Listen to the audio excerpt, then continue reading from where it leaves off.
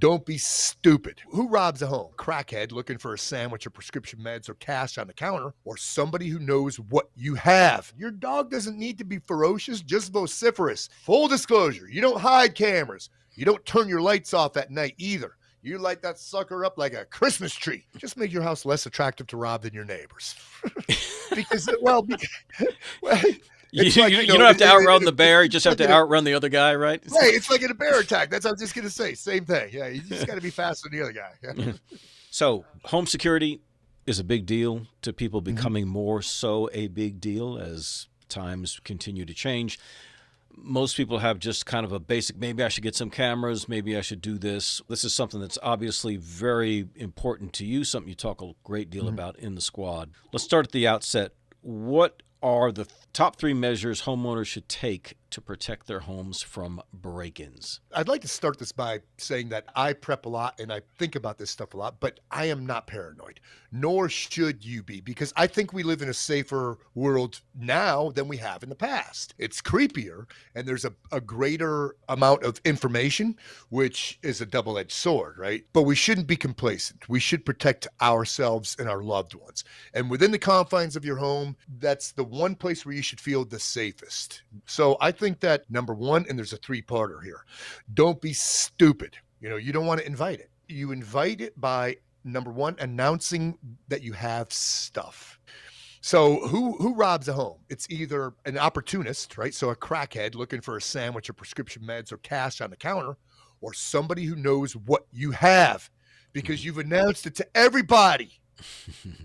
And the next one is also number one, don't be stupid, reckless abandonment. Not locking stuff up. Oh, my neighborhood is safe. We just leave everything open. Mine is very safe.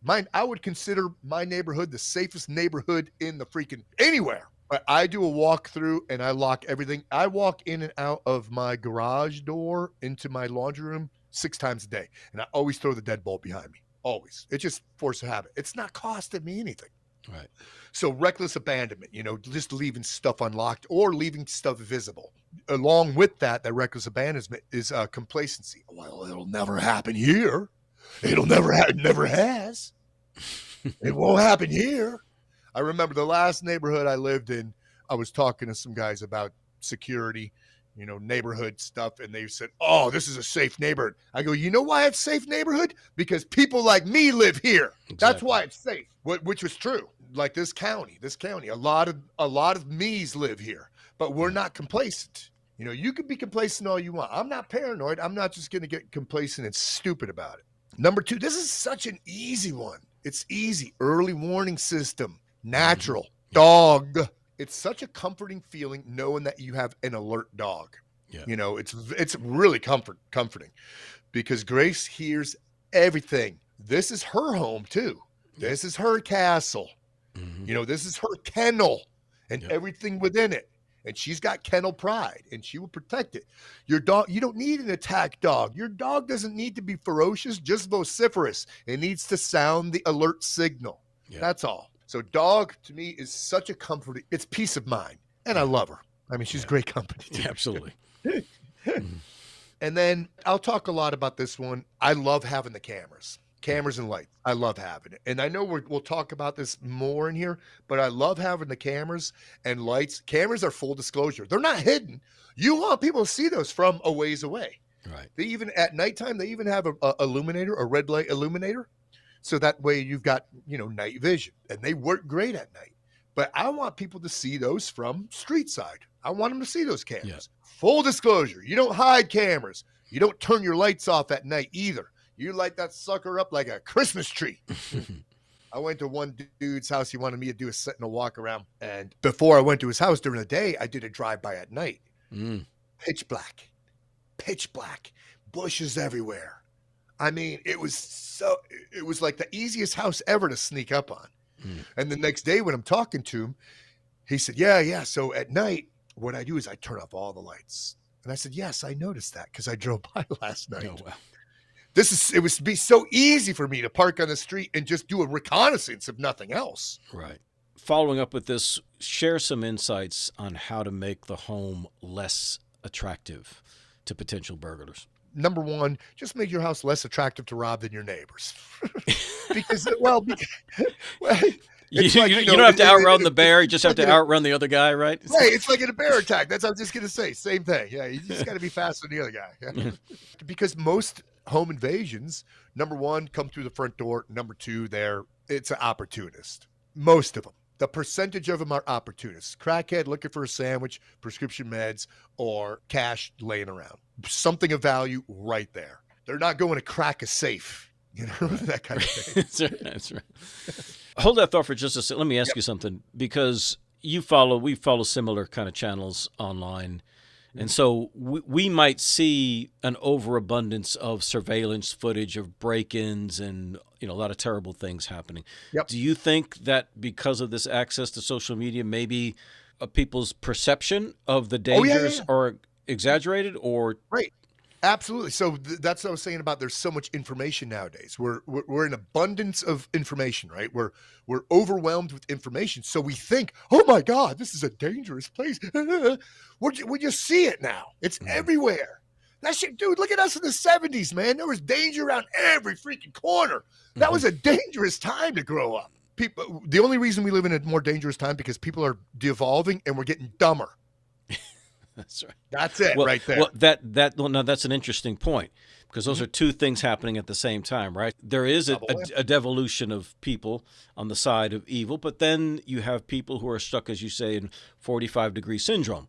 So they're less aware of the dangers and the threats. They're completely relinquishing every primal instinct of self-defense and self-preservation. Every single one of them. So intuition, just awareness, fitness, all of them. They can't move from danger fast because they're obese.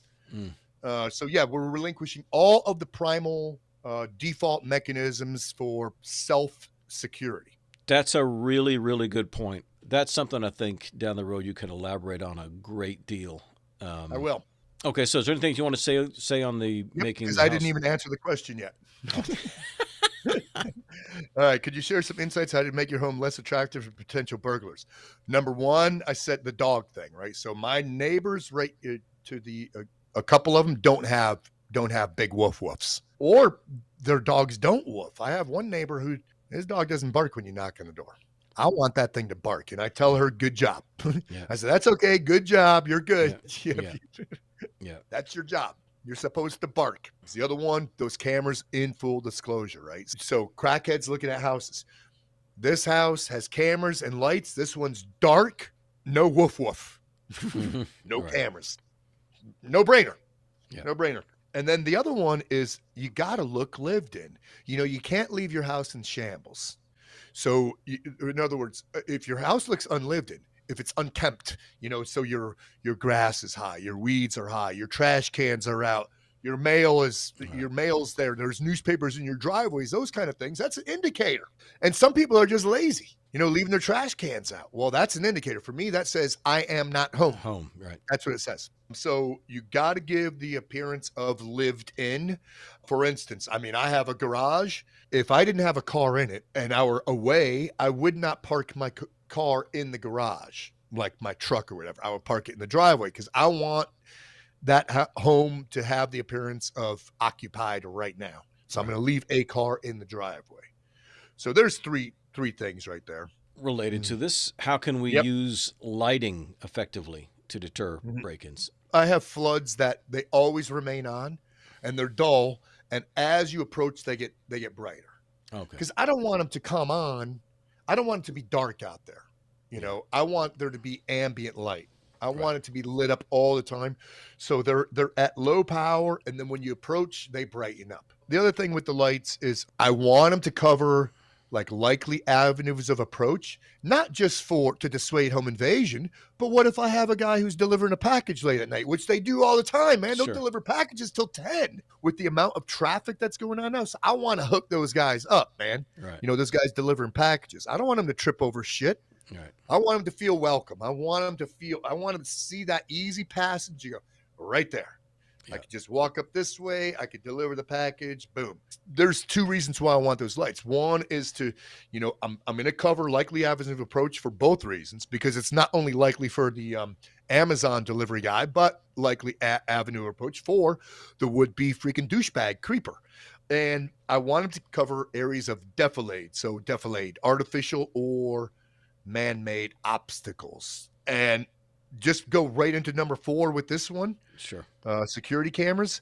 I want him to emphasize and illuminate what I am covering on the cameras. Okay. You know, where I am covering on the cameras. Real quick on the cameras, I am no home security or electronics specialist or professional. I am not the SME on this.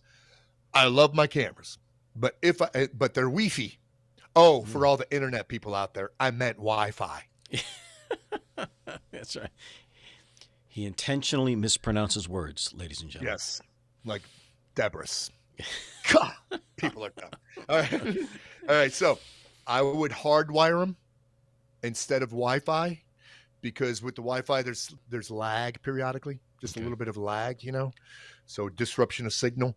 And then the other feature that I like about my cameras is they're transmitted into a hard drive, and then I have a monitor. It's below my flat screen TV. So if I'm in zombie mode at home, I am in my recliner. I could see the TV, and I could see 4 corners of my home or the 4 likely avenues of approach on this monitor. So I've got the entire house covered. So I love that. It's a peace of mind. I am not paranoid, but I like to be comfortable within the confines of my castle. Yes. Of my embassy. You know, but that gives you more reason to be comfortable. Others are comfortable, but they don't have reason. They don't know why. Yeah, right. That's why they're the easiest to surprise, right? Yep. Right. Yep. So, in your experience, what are some common mistakes homeowners make that increase their risk of break-ins? We talked about it briefly. People know what they have because you've either discussed it, you've posted it on Facebook, you know, or you posted pictures of yourself on Facebook with stuff behind you, you know, with maybe your gun safe is open or valuables in the background. So people don't even have to go out of their way to stake your place out. They just go to Facebook or the IG. I mean, if you look at stuff of me on IG, it's my driveway, bro. You're going to see my riding lawnmower. You're going to see my trash cans. You know, that's the stuff you're going to see right there. Right. So they allow their place to get staked out either because online presence or haphazardly when they let, you know, this, you can't avoid somebody from the service industry coming into your house periodically. Sure. You know, you got broken this, electrician, whatever it is, you know, plumber, just put stuff away. Yes, you're supposed to be able to trust them. And I do trust them. But here's the thing. It's not malice. It's not with malicious intent that this plumber said, oh, yeah, I did work at Pat Mac's house today, man. Oh, he's got this cool thing, blah, blah, blah. And he's telling somebody he trusts. But this guy over here is listening to him. Yeah. He didn't mean any harm by it. Or, you know, just somebody else is picking up information. Yeah. So you don't want your house to get staked out. A couple months back, one of the kids invited a kid or 2 kids over. And they said, oh, so-and-so's coming by. And it was like 15 minutes. I was, oh, shit. Man, I scrambled. Doors shut, putting stuff away, making sure nothing was visible to a scan that had value, that can easily be just picked up by walking through the front door. Yeah. You know, I just made sure everything was clear. Old school home stakeout is like trick-or-treating. You know, the kid at the front door getting candy, and the dad's going, let me take your picture, Junior. And then he gets the whole inside of your house as well, you know, while he's getting candy. So don't let your place don't let it get staked out. Yeah, shut doors when like the AC man is there and stuff like that, and accompany them. I mean, you don't want to seem untrusting, but I'm going to accompany them, and I'll tell them up front too. I say, hey, I'm just going to hang out with you because I might learn something. Yeah, that's what I'm going to say. I'm just going to hang out. Well, that's one of the things I appreciate about my 2 dogs is because I tell them I got to listen. Let me put my dogs in the kennels. But the kennels are right there in full view, and they're barking their asses off. Right. So long as that dude is in the house, the dog's like, shoot, well, he's just speaking, well, not this house. Right. Because I guarantee you they're not in the kennels when I'm not here. So for Rebecca and I, at night we have like a SOP, a standard operating procedure. We do a lockdown. make sure all the cars are locked, make sure the golf cart key is taken in. And I do a quick walk out into the front yard and check the backyard from the garage, lock my shed, my prep shed, make sure that's if I didn't, and then shut the garage. And then even though the garage is shut, I throw the deadbolt to the laundry room. Yep. So that's every single night, every single night, every single night. Because a lot of people don't do that. They don't. I've got buds who are notorious for it. They don't lock the cars at night. And man, you know what? I know that kids will be kids and douchebags will be douchebags. Yep. And sometimes, you know, I've seen kids here do it. Check the handles of cars. And they don't mean anything by it. They're 11. They're just looking in the car. I saw them do it to my kids' cars out in the front. They're neighborhood kids. What kind of behaviors or signs should we be aware of that might indicate a potential break-in risk in our neighborhood? So I think the biggest one, I'm fortunate enough to be on a Signal group chat with my neighbors, and a couple of them are LEOs, and and they'll alert us to, like, if there was a home invasion here or there in the next neighborhood, or cars being ransacked or what have you. So those are indicators right there, or behaviors. Another one is, be aware of rubberneckers. I mean, that's why I love a cul-de-sac. It controls the flow. You're here for a reason. You live here, you're delivering a package, or you're a rubbernecker, and most rubberneckers are harmless. They're just cruising neighborhoods because they're looking at homes and stuff. I've done that before. You might be home shopping or whatever, but when wrong, or there's DoorDash guys, or food delivery, but when wrong is wrong. And what you have to do when you know what wrong is wrong, when you have rubberneckers in your neck of the woods who don't belong there, you need to let your presence known. You need to let them know that I see you. And I've done this a bunch. I'll just walk right out into my front lawn, and I'll watch them drive back up the road. And I'll have my brain slug out as if, I'm taking a picture of their license plate. I don't give a shit. They're probably harmless. Right. But the thing is, I am going to let them know that I know. Yeah. So now they are defeated. They can't. If they do have malicious intent, I've taken the element of surprise from them. I think the alert system is a good thing too to have. If you got trusted agents in your neighborhood, just a little, cell phone alert system. Dude, you've got like punching bags. Yeah, right. Yeah.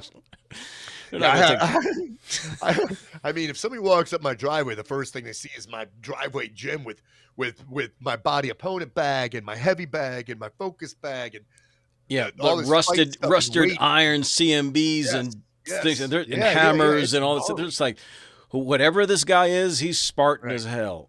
Yep, it's gnarly. Yep, it just says this guy is either gnarly as hell or he's got a screw loose. He's not training at Bally Fitness Club, man.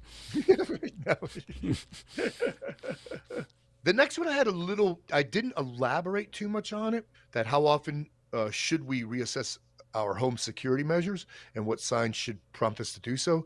Because for me, it's just a continuous process. Change the batteries. Yes, right. Yeah, just a continuous process. You just make sure every day that everything's running the way you want it to be. And then a big one is like making sure nothing impedes the view of your camera's view of those areas of defilade. Like keep bushes trimmed and stuff like that. Because I have bushes close to a lot of my cameras, and I got to make sure that they're trimmed down all the time. I want to trim those bushes and make sure, because I don't want people hiding behind them either. Yeah. Bushes are a double-edged sword as well. They're good to have by your home because they dissuade home invasion, especially with their holly bushes, because they're sharp, but they can also supply a place to hide. So I love the bushes. So it's a continuous process. Lights, bushes, gates, all that stuff. Here's a thought. Many years ago, my brother-in-law, pilot for American Airlines, was showing me his flight log book, this very thick 3-ring binder notebook.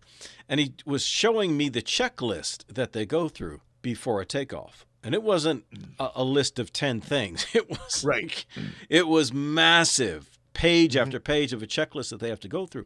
So we were talking about that, and it always stuck with me that they left nothing to chance. Right. Nothing is left to chance. So having a habit of going over safety measures, supplies that you may have need of in case Mhm. of a storm or whatever. All of the things that help that the average person doesn't either know about, doesn't want to mess with it, doesn't necessarily keep up with it. We've all been guilty of it in some areas. We might be great Yep. on this home security, but our finances are in disarray, or, Mhm. very rare that anyone is comprehensively badass. But one of the things that helps you to shore that up is some sort of checklist, right? Something to prompt you Absolutely. to go through and just Yep. make sure that those things are taken care of. So for me, it's mental. It's engraved in my hard drive, that Right. checklist. But it's a great idea for folks who are just kind of Hmm. starting out in this whole thing. And don't wait for those of you who are listening. Don't wait until you get to you're a victim of a break-in or home invasion. Do it now so you can dissuade that kind of behavior Right. from those would-be freaking curmudgeons. Are there specific security measures you would advise for people living alone or for families with children? Families with children, I talked about that in the Sentinel book. Make little assets versus having a bunch of liabilities. Just tell your kids, hey, if you see something odd that's out of place, come tell us. It's as simple as that. You make them part of this Sentinel team. They're very in tune with that stuff, man. And if the parent expresses concern, and if the parent isn't freaking batshit freaking crazy, and the kid and the parent has a good relationship, that kid's going to listen and going to report strange behavior. One of the things I thought about here too about people living alone. A lot of times people live alone. They live in like apartments, condos, that kind of Yeah. things. They're susceptible to, let's say, attacks on like a vestibule. It's a fun word too, but they're landing because there's a lot of blind spots. They're usually up a landing or so. There might be, doors next, close by, that kind of thing. So they are definitely susceptible to that kind of thing. So those folks should definitely not be approaching their door glued in 45-degree syndrome to their cell phone. They should Yeah. have their wits about them as they're approaching. Have that flashlight out too, man, and just announce it when you hit your front door. Just boom, just look around a little bit. Yeah. And one of the things I did because I lived in a condo for a while. I lived in one. It wasn't long ago. After my big domestic messiness and all that stuff, I lived close to my kids in a condo, and I saw how vulnerable I was to that kind of thing because my door on the vestibule was blind to anybody else. I mean, Mm. it was I'm not afraid of somebody like thumping me. I could take care of myself. But the thing is, I don't want to get caught with my pants down either. And then it's an apartment or a condo. How many people have had the key before you? Right. Needs the keys. So I put an indicator, an open door indicator on my door. And there's several different ways you could do that. I mean, just a piece of scotch tape is like the easiest. You just put it in the corner, so on the jamb and on the door itself. So if the door opens, it breaks, and when the door closes, that's no longer sticking. Some people go a little more cryptic or clandestine, and even put a hair. They'll put a hair or a small thread or something up in the corner of the door and close it on it. But just an open door indicator. It's not a bad idea. Just illuminate it because if you're in a condo or an apartment, somebody's had that key before you. You don't know how many people have had that, or somebody may have been able to jimmy a window or for somehow ask the super for a key. So I think that's a good idea, man. To if you're on a vestibule, if your door is attached to a vestibule, you just understand that you are susceptible to nefarious type of activity by a would-be curmudgeon. Those damn curmudgeons. Yeah, curmudgeon. Yep.